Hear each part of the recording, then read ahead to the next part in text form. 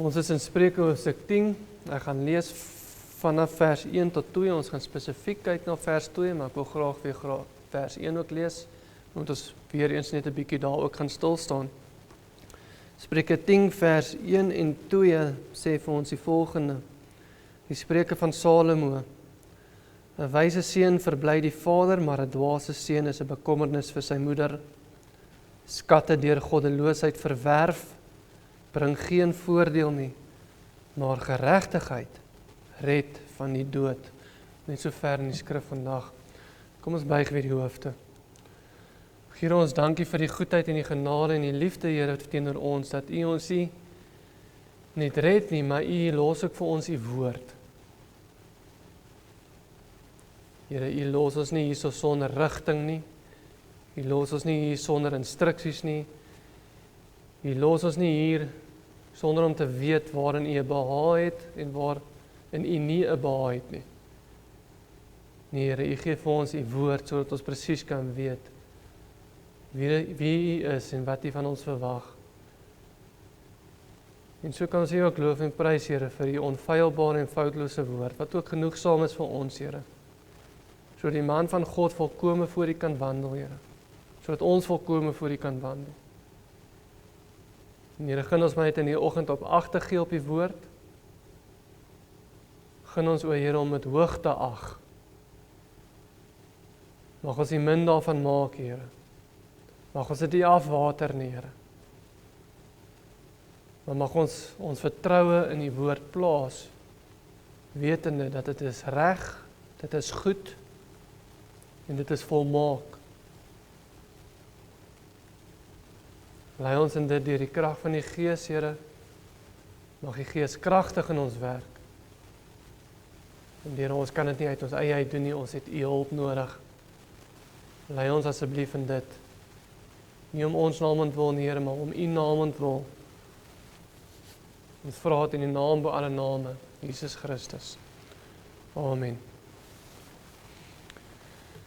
En met ons laaste preek in Spreuke het ons begin met die tweede afdeling van die boek van Spreuke, wat strek vanaf hoofstuk 10 vers 1 tot en met hoofstuk 22 vers 16. En waar ons gesien het dat die eerste afdeling in Spreuke 1 vers 1 begin het met die woorde die Spreuke van Salomo, so begin hierdie tweede afdeling ook dan nou met dieselfde woorde, naamlik die Spreuke van Salomo, soos ons gelees het in vers 1 van hierdie hoofstuk. En waar die vorige afdeling groter kontekste gehad het, waarbinne daar argumente gebou was en daar groot paragrawe was, wat oorhoofs gehandel het oor dieselfde temas, sien ons in hierdie tweede afdeling dat dit hoofsaaklik uit een sin wyshede bestaan. Daar word nie argumente gebou nie, daar is nie noodwendig 'n oorhoofse tema waaruit die hele hoofstuk bestaan nie. En daar is nie noodwendig 'n oorhoofse konteks soos ons in die eerste afdeling gehad het nie. En so, alhoewel daar hier en daar oorvleelende temas is, kan elke vers in hierdie afdeling grotendeels afsonderlik gehanteer word. En so vind ons dan ook in hierdie afdeling 375 sulke spreuke of sulke eensin wyshede dan nou, as jy wil. En die eerste van hierdie spreuke of segspreuke van wysheid, as ons dit so wil noem, was die feit dat 'n wyse seun die vader verbly, maar dat die dwaase seun 'n verdriet is vir sy moeder. En so sien ons in hierdie eerste spreuk, nie net die kontras wat daar vir ons getrek word nie, tussen wysheid en dwaasheid nie. Ons sien ook wie verantwoordelik gehou word daarvoor. Ons sien nie net die kontras wat daar vir ons getrek word tussen wysheid en dwaasheid vir die volgende 374 spreuke nie, want dit is die kontras wat daar vir ons getrek word. Of is wys of is dwaas. Maar in die eerste vers sien ons ook die verantwoordelikheid op wie dit neerkom. Die onus rus beide op die ouers, sowel as die kind. Die 10 gebooie leer ons dat kinders hulle ouers moet eer, en soos ons in 'n vorige preek genoem het, daardie eer word bewys deur die feit dat wanneer ouers hulle kinders die gebooie van die Here leer, dat die plig van die kinders is om dit te onderhou. En wanneer hulle dit onderhou, kom die belofte hulle ook toe. vir wanneer 'n mens God se gebooie hou, naamlik, jy sal 'n lang en geseënde lewe hê, of jou dae sal verleng word, soos die skrif sê. Maar tweedens, die onus rus nog meer op die ouers, om 'n kind die gebooie van die Here te leer, want jou kind gaan dit nêrens anders leer nie. Die kerk gaan hom dit nie leer nie, ons sien hom net 1 keer 'n week, vir 'n uur lank. Die kerk gaan nie jou kind dit leer nie. Die skool gaan hom dit nie leer nie, sy maatjies by die skool gaan dit hom nie leer nie. Sy ouers moet hom leer en die skrif sê ook soveel. Vaders, rig julle kinders op in die weë van die Here. En meer as dit, 'n kind het nie die vermoë om dwaasheid uit homself uit te kry nie. Hy kan dit nie doen nie. Maar 'n ouer het daardie vermoë. 'n Ouer kan dwaasheid uit 'n kind uitkry. Hoe weet ek dit? Want Spreuke 22 vers 15 sê vir ons, as die sotheid vassit in die hart van die seun, die tegroede sal dit daaruit verwyder. En die seun gaan dit nie aan homself doen nie. Hy gaan nie die tegroede vat en op homself gebruik nie. Die kerk gaan dit nie doen nie. Dit is die plig van die ouer. Wat dan ook beteken dat as die sotheid in jou kind vassit en dit hou aan om vas te sit, dan is dit jy as 'n ouer wat nie jou plig nakom nie. Dis hoe eenvoudig dit is, want dit sal die sotheid uit sy hart verwyder, sê die skrif. Byvoorbeeld as jou kind toegelaat word, dat hy homself op die vloer mag gooi as hy ongelukkig is, dan is dit jy wat jou kind leer, teenstrydig met God se woord, dat hy nie vergenoegd hoef te wees nie. Hy hoef nie dankbaar te wees nie. As hy toegelaat word om dit te doen, dan is dit jy wat hom leer dat hy nie vergenoegd hoef te wees nie, teenstrydig met God se woord. As jou kind toegelaat word om onrus te veroorsaak in groot mensgeselskap, dan is dit jy wat jou kind leer, teenstrydig met God se woord, dat hy ander nie hoër hoef te ag as homself nie. Dan is dit jy wat dit vir hom leer. As jou kind toegelaat word om te kla oor die kos, soveel so dat jy vir hom iets anders sal maak, dan is dit jy wat hom leer, teenstrydig met God se woord, dat met kos en klere hoef hy nie vergenoegd mee te wees nie. Hy kan kla daaroor en hy sal iets anders kry. Hy hoef nie vergenoegd te wees met kos en klere nie. En die lys gaan aan en aan. En so was die eerste vers van hierdie 375 spreuke ook die beste spreuk om hierdie afdeling mee te begin, want elke ander spreuk hang af van die eerste. En maak daarop staat, dat ons na die eerste een luister. Want byvoorbeeld, as ons kyk na ons vers vandag wat sê, skatte deur goddeloosheid verwerf, bring geen voordeel nie, maar geregtigheid red van die dood, dan is dit ons plig as ouers, om ons kinders te leer, dat jy nie deur goddeloosheid skatte gaan verwerf nie, maar in geregtigheid gaan moet optree. Of as vers 3 vir ons sê, die Here laat die regverdige nie honger ly nie, maar die begeerlikheid van die goddelose stoot hy weg, dan is dit ons plig as ouers, om ons kinders te leer, die Here is getrou teenoor sy verbond, hy sal vir jou sorg, en hy sal altyd na ons kyk. En dit is ons plig om ons kinders te leer, dat hulle nie onder die indruk moet wees, dat as jy goddeloos gaan optree, dat die Here jou nie gaan verstoot nie, want hy gaan jou verstoot as jy goddeloos optree, want dis wat die vers sê. En dit is ons plig om dit ons kinders te leer. Hulle moenie onder die indruk wees dat God jou kind nie gaan verstoot nie, as jy goddeloos optree nie. Maar hulle moet ook weet dat die Here sorg vir die regverdiges. Of 'n laaste voorbeeld, as vers 4 vir ons sê, hy word arm wat met 'n trae hand werk, maar die hand van die vlytiges maak ryk, dan is dit ons plig as ouers, om ons kinders te leer om nie lui te wees nie. Dis ons plig. Alles kom terug na die eerste vers toe, dis ons plig. Hy word arm wat met 'n trae hand werk, maar die hand van die vlytiges maak ryk. Dis ons plig om ons kinders te leer om nie lui te wees nie. Maar wat doen ouers? Hulle sê vir Pietie, moenie worry nie. Die bediende kom ons in. Sy sal jou bed opmaak. Sy sal jou speelgoed op namens jou optel. Sy sal jou bordjie was. En ouers besef nie dat hulle mag dalk besig wees om 'n prins of prinses groot te maak. Maar daardie prinses of prins is 'n luiaard. Want alles word namens hulle gedoen. Die eerste vers van hierdie hoofstuk, en hoekom ons ook lank hierop stil staan, is van kardinale belang. Want as ons nie die kontras begryp nie, dat daar net dwaas en wys is, en ons moet een van die twee opsies kies, en as ons nie die verantwoordelikheid begryp nie, dan kan ons net sowel die volgende 374 spreuke los. Want die spreuke is juist daar, nie net om onsself wys te maak nie, maar ook ons kinders, want as hulle nie wys is nie, en ons hulle nie in wysheid groot maak nie, dan is hulle by voorbaat dwaase. Want dis die kontras wat daar vir ons gestel word. En ons het ons plig versuim.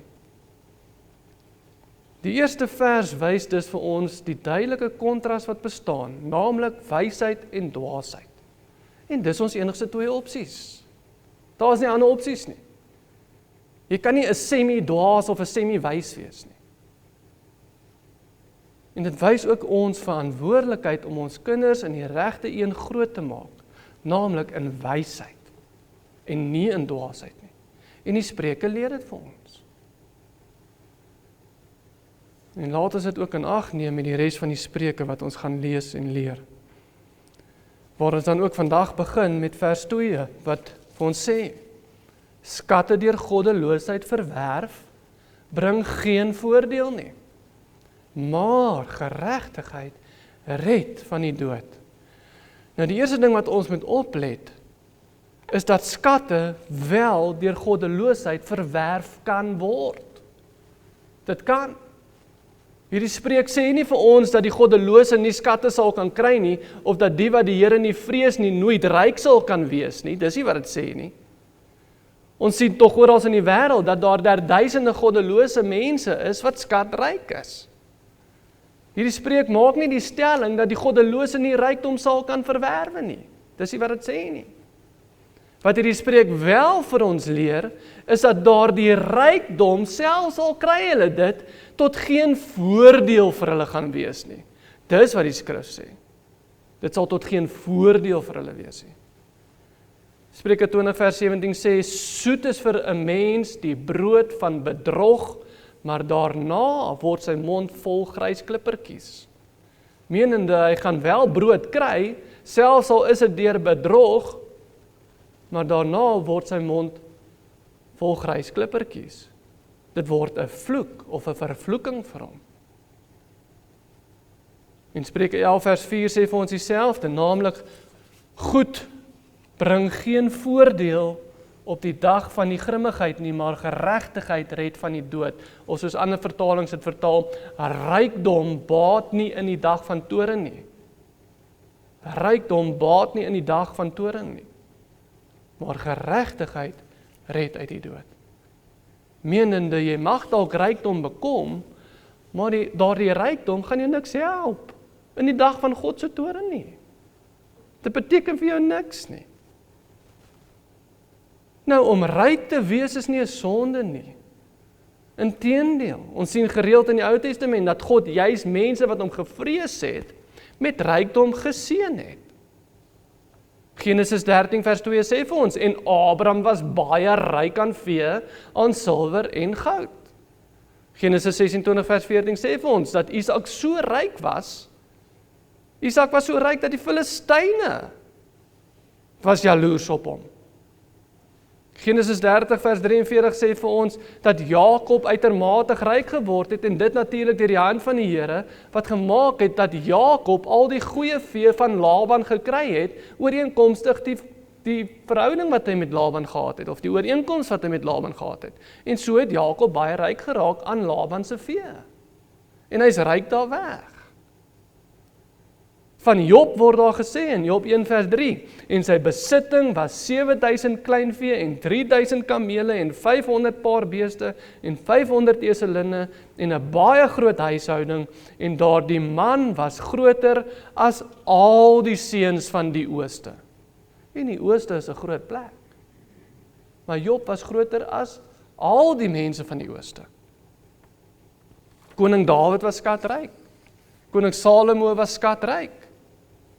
Josef van Arimatea, die man in wie se graf Jesus begrawe is, was nie net 'n disipel van Jesus nie, hy was 'n ryk man. Matteus 27 vers 57 sê vir ons, en toe dit aand geword het, het daar 'n ryk man van Arimatea gekom met die naam van Josef, wat self ook 'n disipel van Jesus was. Hierdie mense se rykdom was nie God se vloek oor hulle nie. Dit was God se seën. Dit was sy seën oor hulle gewees. En ons sien juis dat dit die Here is wat kies wie ryk gaan wees en wie arm gaan wees. Soos ons lees in 1 Samuel 2 vers 6 en 7, waar staan, die Here maak dood en maak lewend, hy laat neerdaal in die doderyk en laat daaruit uitkom, die Here maak arm en maak ryk. Hoe is dit dat die Here die een is wat kan bepaal wie ryk en wie arm gaan wees? Hoe kan hy die een wees wat dit bepaal? Want al die rykdom in die heelal behoort aan hom. Dis sy besitting.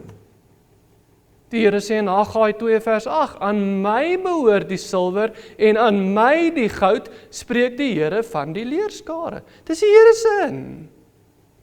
Elke enkele atoom daarvan.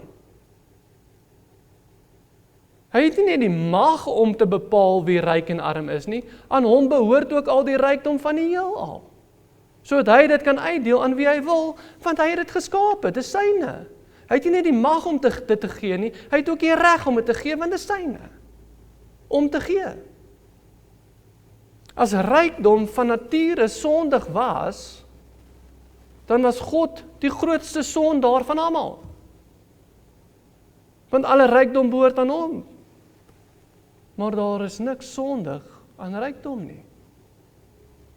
En as daar wel iets sondig aan rykdom was, dan was al die rykdom wat die Here aan sy diensknegte gegee het, soos aan Abraham en Isak en Jakob ensovoorts, nie 'n seën wat God op hulle uitgestort het nie, dan was dit 'n vloek gewees. As daar iets inheems sondig aan rykdom was, dan was dit nie 'n seën vir Abraham om ryk te wees nie, dan sou dit 'n vervloeking gewees het, maar dit was nie 'n vervloeking nie, dit was 'n seën. Die probleem is nie rykdom self nie. Die probleem is, ons begeer dit wat aan God behoort. Die probleem is nie rykdom nie, daar is niks sondig inheems in rykdom nie. Daar is niks fout met rykdom nie. Die probleem is, ons begeer dit wat aan God behoort.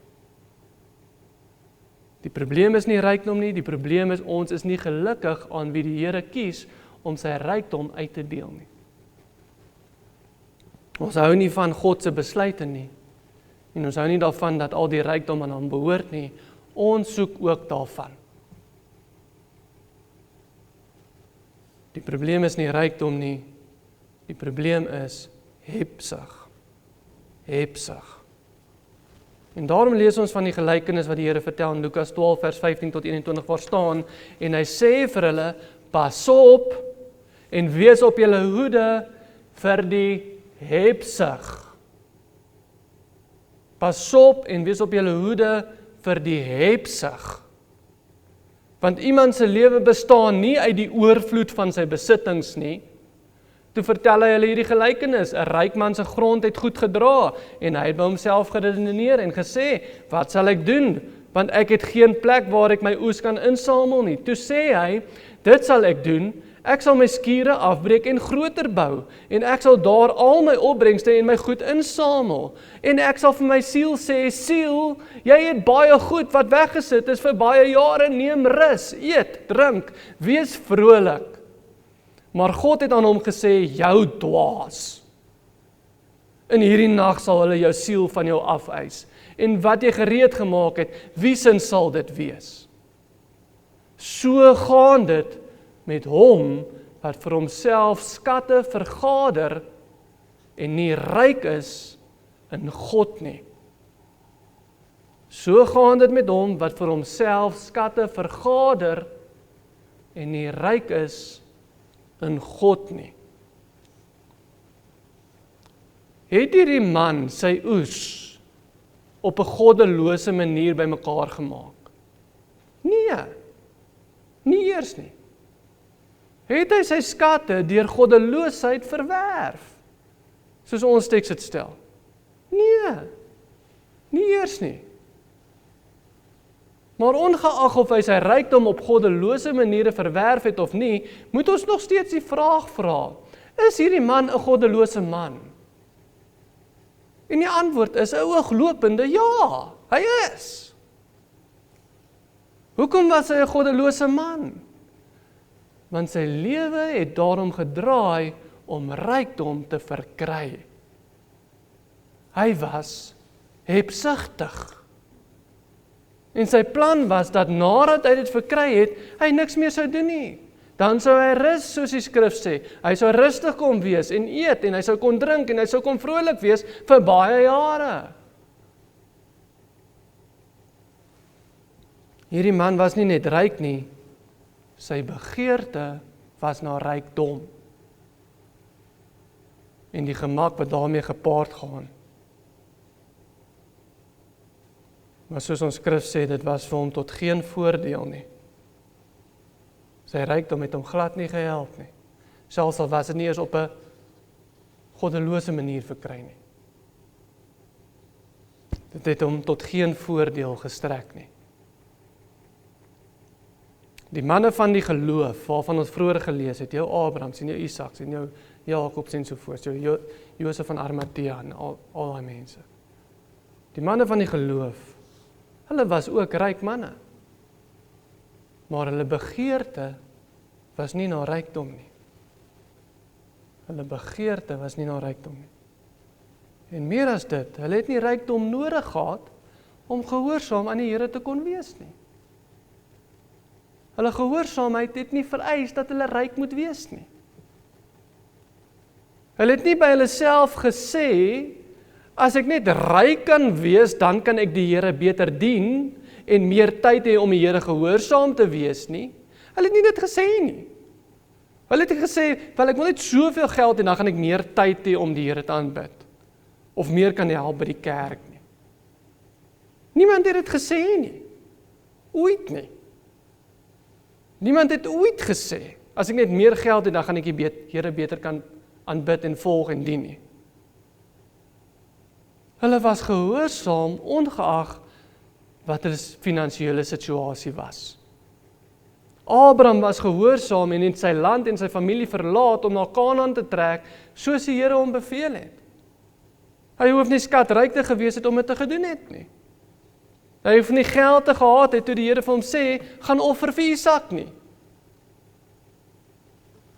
Dawid het nie rykdom nodig gehad om koning te kon wees en om die land te kon regeer volgens God se gebooie nie. Hy het nie rykdom nodig gehad om dit te doen nie. Hy moes net God se gebooie in die land implementeer, dis al wat hy moes doen. Of soos die woord vir ons sê, hy moes met 'n afskrif van die wet onder sy kopkussing slaap, hy moes dit by hom gehad het. Jy het nie geld nodig gehad om dit te doen nie. Jy het nie eers besittings nodig, voor jy die Here kan gehoorsaam wees, en voor jy hom kan volg, soos jy hom regtig wil volg nie. Jy het dit nie nodig nie. Inteendeel, Christus sê vir ons in Lukas 14 vers 33, so kan dan ook niemand van julle wat nie afsien van al sy besittings, my disipel wees nie. Besittings en rykdom is nie 'n hulpmiddel om die Here te dien nie. Inteendeel, dit is meer gereeld 'n struikelblok. Want rykdom in meeste gevalle help ons nie om meer gehoorsaam te wees nie, maar het gewoonlik die teenoorgestelde uitwerking. Ons kan nou leier wees. Ander mense kan ons take namens ons doen. Of ons hoef net geld te gee vir die kerk en ons goeie daad vir die maand is mos gedoen. Ek het mos my geld gegee. My goeie daad is gedoen vir die maand. Moet niks meer van my vereis nie. Maar die Here soek nie offers nie. Hy soek nie offers nie.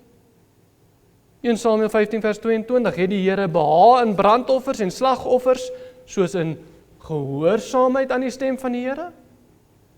Kyk, om gehoorsaam te wees is beter as slagoffer. Om te luister, beter as die vet van ramme.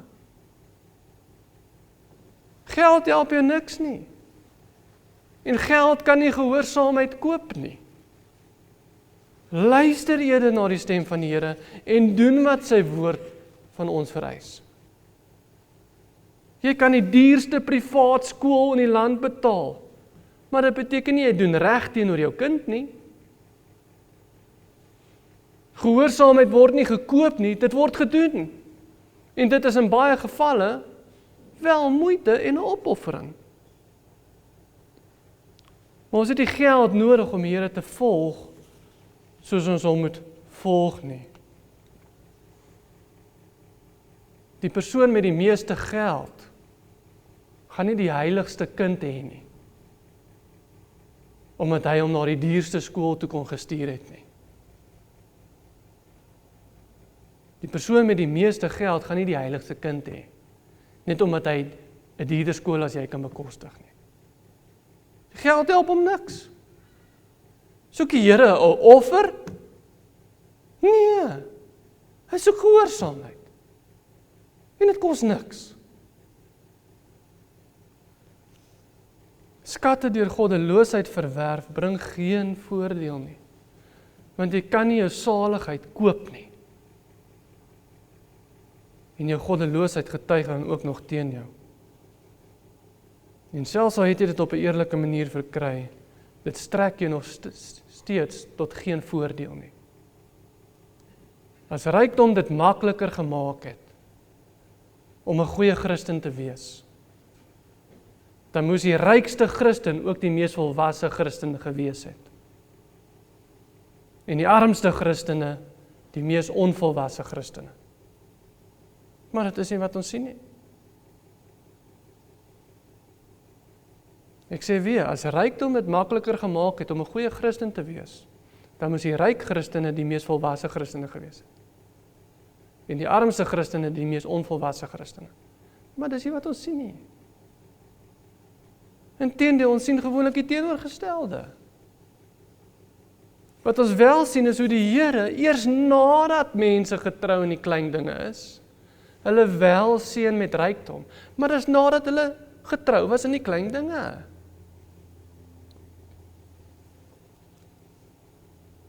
En daardie rykdom is vir daardie gelowiges ook irrelevant tot hulle lewe van geloof.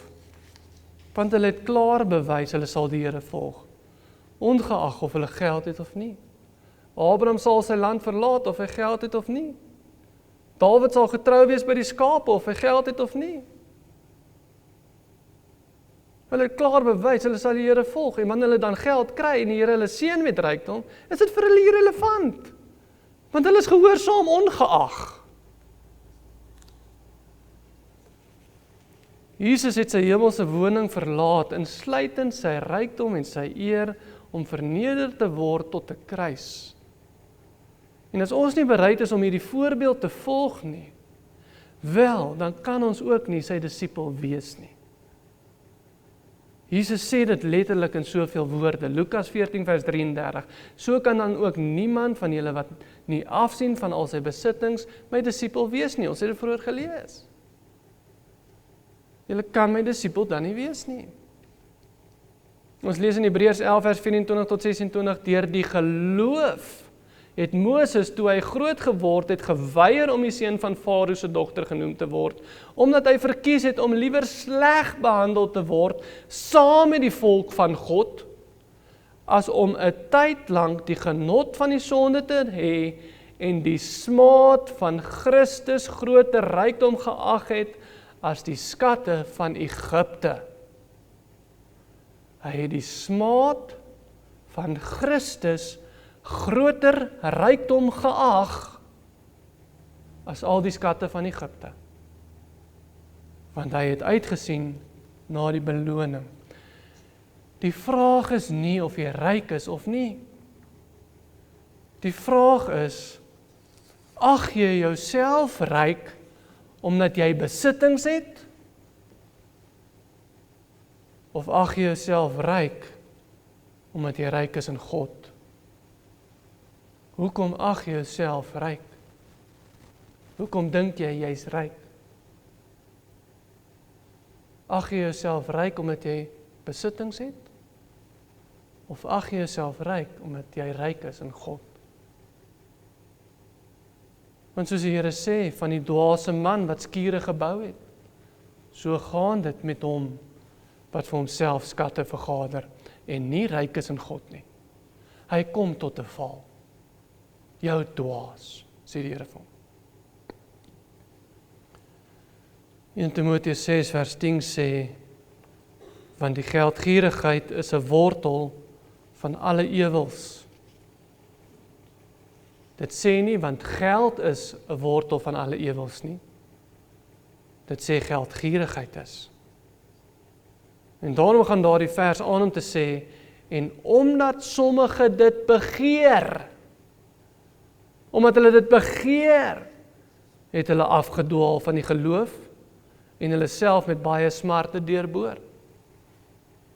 Geld is nie die probleem nie, geldgierigheid is. Hebsug is. Want die gelowige aanbid en volg die Here ongeag of hy geld het of nie. Hy is gehoorsaam en hy luister ongeag of hy geld het of nie. Want die Here het nie 'n behaag in offers nie. Die ware gelowige wag nie totdat hy geld het, sodat hy die Here beter kan dien en volg nie.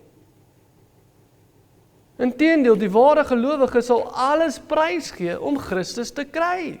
Of soos Matteus 13 vers 44 ons leer, die koninkryk van die hemele is soos 'n skat wat verborge is in die saailand, wat 'n man kry en wegsteek, en uit blydskap daaroor gaan hy en verkoop alles wat hy het, en hy koop daardie saailand. Hy gaan soek Christus. Dis wat vir hom waardevol is. Die goddelose mag dalk skatte hê, en daardie skatte mag of op 'n eerlike wyse of op 'n goddelose wyse verkry gewees het, maar dit beteken niks. Want soos Markus 8 vers 36 ook sê, want wat sal dit 'n mens baat, as hy die hele wêreld win, en aan sy siel skade ly? Wat sal dit 'n mens baat? Die vraag is eerder, wat is vir jou kosbaar? Wat is vir jou kosbaar? Want as jy rykdom nodig het, om Christus beter te kan volg en dien, dan is Christus nie vir jou kosbaar nie. Rykdom is. Ek sê weer, as jy rykdom nodig het, om Christus beter te kan volg en dien, en meer tyd kan hê om dit te doen, dan is Christus nie vir jou kosbaar nie. Rykdom is. Want jy het nie rykdom nodig om die Here te volg nie. Jy het nie rykdom nodig om gehoorsaam te wees nie. Wat is vir jou kosbaar? En indien jy dalk wel ryk is, indien jy dalk wel af is, indien jy dalk baie besittings het en baie geld het, is dit vir jou kosbaar dat jy ryk is? Is dit vir jou kosbaar dat jy besittings het? Is dit vir jou kosbaar dat jy nie hoef bekommerd te wees oor alles wat jy vir jouself wil koop nie? Of is dit vir jou irrelevant omdat dit Christus is wat vir jou kosbaar is? Wat is vir jou kosbaar? Is dit vir jou kosbaar dat jy ryk is? Of is dit vir jou kosbaar omdat jy Christus het? Omdat jy ryk is in God? Maar albei kan nie vir jou kosbaar wees nie. Hulle albei kan nie vir jou kosbaar wees nie. Want geen mens kan twee Here dien nie. Want of hy sal die een haat en die ander lief hê, of hy sal die een aanhang en die ander verag. Julle kan nie God en Mammon dien nie. Albei kan nie vir jou kosbaar wees nie. Is jou rykdom vir jou kosbaar? of jy dit nou klaar het en of jy dit nog wil kry, of is Christus vir jou kosbaar? Maar om af te sluit, lees ek graag Psalm 49 vers 6 tot 16, 'n redelike groot deel wat sê, waarom sou ek vrees in dae van onheil, as die ongeregtigheid van my onderkruipers my omring, die wat vertrou op hulle vermoë en hulle beroem op die grootheid van hulle rykdom. Niemand kan ooit 'n broer loskoop nie. Hy kan aan God sy losprys nie gee nie, want die losprys van hulle lewe is te kosbaar en vir ewig ontoereikend, dat hy vir ewig sou voortlewe, die vernietiging nie sou sien nie. Want hy sien, wyse manne sterwe, die dwaas en die onverstandige kom tesame om, en laat hulle vermoë aan 'n ander na. Hulle binnenste gedagte is, hul huise sal vir ewig wees, hul wonings van geslag tot geslag. Hulle noem die lande na hulle naam, maar die mens wat in aansien is, hou nie stand nie. Hy is soos die diere wat vergaan. Dit is die weg van die wat op hulle self vertrou, en van hulle volgelinge wat in hul woorde 'n behaag het. So skape word hulle bestem vir die doderyk, die dood is hulle herder, en die opregtes heers oor hulle in die môre, en hulle gestalte is daar vir die doderyk om te verteer, sodat daarvoor geen woning meer is nie. Maar God sal my siel loskoop. God sal my siel loskoop van die mag van die doderyk, want hy sal my opneem. Jou rykdom kan jou nie help nie. Want maak nie saak hoe baie jy het nie, dit kan jou nie vrykoop van God se toorn nie. En die realiteit is, of jy maak staat op jou eie vermoëns en op jou eie rykdom, en dit is wat vir jou kosbaar is, of jy maak staat op God se vermoëns en op God se rykdom. Want soos die psalmskrywer van die goddelose sê, hy kan aan God sy losprys nie gee nie. Hy kan nie. Selfs al besit hy al die goud in die heelal. Selfs al besit hy die hele wêreld. Hy kan sy eie siel nie vrykoop nie. Al is hy die rykste man in die heelal, hy kan sy eie siel nie vrykoop nie. Want al het hy al die goud in die wêreld, en hy gee al die goud in die wêreld vir God, hy gee dit vir God wat in elk geval aan hom behoort. Hy gee dit vir God terug wat syne is. Dit beteken niks nie. Dit is in elk geval God se. Jy gee dit net terug vir hom. Hy kan aan God sy losprys nie gee nie.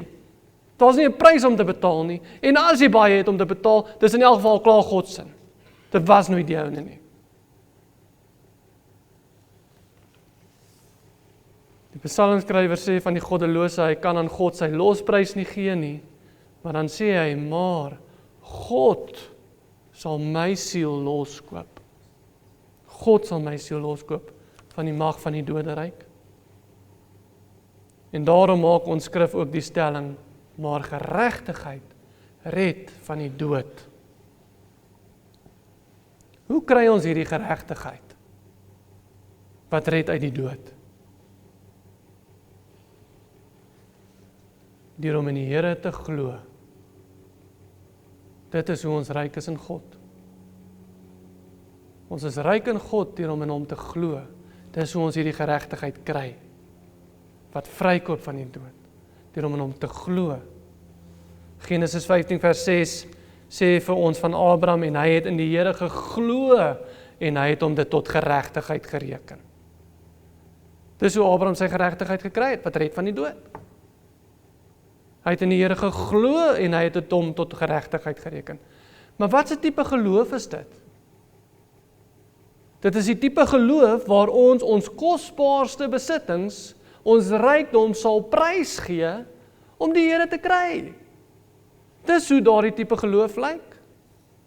Want soos Jakobus 2 vers 21 tot 24 ons leer, is Abraham ons vader nie uit die werke geregverdig, toe hy Isak sy seun op die altaar geoffer het nie, sien nie dat die geloof saamgewerk het met sy werke, en dat die geloof volkome geword het uit die werke, en die skrif is vervul wat sê, en Abraham het God geglo, en dit is hom tot geregtigheid gereken, en hy is 'n vriend van God genoem.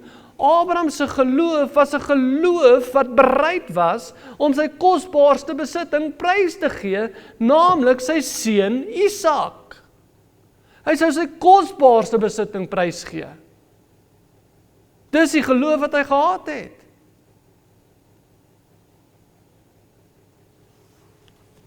Die Here mag ons dalk seën met rykdom, maar wat is vir ons kosbaar? Is ons rykdom vir ons kosbaar of is Christus vir ons kosbaar? En laat ons nie onder die indruk wees dat dit albei kan wees nie.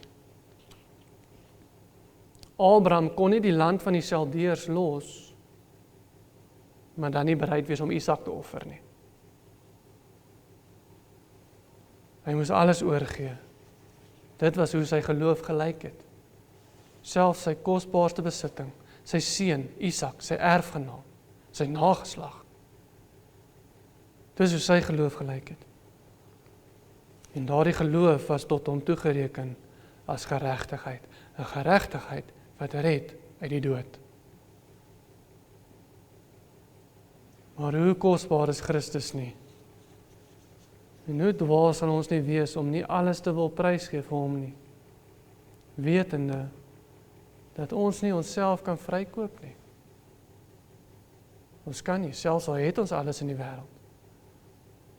Ons kan nie onsself vrykoop nie, maar dat sy bloed en sy bloed alleen vir ons versoening maak, en dit alleen ons kan vrykoop van die dood. Alle lof en eer en glorie kom die naam bo alle name toe, Jesus Christus. Amen. Kom ons sluit die oë. Here, ons dankie vir die goedheid en die genade teenoor onverdienstelike diensknegte wat ons is. O Here, ons is nietig en ons is stof en as. Ons is verdorwe sleg, ons kan onsself nie red nie. Here, en ons kan onsself ook nie vrykoop nie. Ons kan U nie omkoop nie, Here. Want aan U behoort al die goud en die silwer. Die hele aarde, die hele heelal as deur die geskape het, behoort aan U, Here. Ons kan nie onsself vrykoop nie. Want die hele heelal behoort al klaar aan U. Maar o Here, hoe groot is die genade nie teenoor die sondaars wat ons is nie. Dat ons nie hoef staat te maak op rykdom nie, dat dit nie vir ons kosbaar eers hoef te wees nie, Here. En nie moet wees nie. Maar Here, laat U ons vrykoop. Deur die genade en deur die bloed. En Here, hoe kosbaar is die bloed dan nie? Dat dit selfs sondaars soos ons kan vrykoop, terwyl al die goud in die heelal dit nie kan doen nie. Hoe kosbaar is die bloed nie, Here? Want dit kan ons vrykoop, terwyl al die skatte in die heelal dit nie kan doen nie. O Here, en hoe groot is die genade nie, dat U die rykdom vrylik aan ons skenk nie. 'n Rykdom wat ons nie verdien nie. En so, Here, gun ons om U te volg ons hele lewens lank. Gun ons dit om U te eer met alles wat ons is. En Here, mag die rykdom van die wêreld nie vir ons kosbaar wees nie, of ons dit nou het, en of ons dit nog moet bekom, laat dit nooit vir ons kosbaar wees nie, Here. Laat ons nooit roem daarin nie. Maar mag ons roem in die naam bo alle name, Jesus Christus, tot in alle ewigheid. Amen.